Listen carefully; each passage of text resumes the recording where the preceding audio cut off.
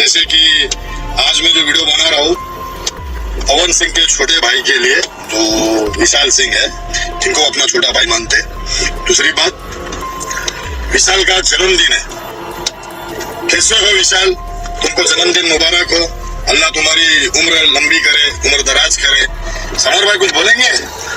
विशाल का जन्मदिन है, बहुत बहुत जन्मदिन की शुभकामना। बाबा खान एंड ग्रुप की तरफ से आपको जन्मदिन की शुभकामना मेरे विशाल। दोस्तों स्क्रीन पर दिखाई दे रहे हैं ये विशाल सिंह, जो कि कुछ दिन पहले बाबा खान को अपने पावर स्टार पवन सिंह की तरफ से उनको रेले थे, जो कि भाषा विवाद पर पावर स्टार पवन सिंह को बाबा खान ने अश्लील बातें बोला था।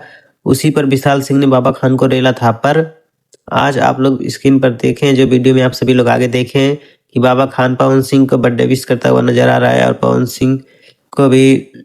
सिंह से भी माफी मांग लिया है बाबा खान, और विशाल सिंह को भी भाई बोल रहा है। वीडियो में आप लोगों ने देखा, और बर्थडे विश कर रहा है।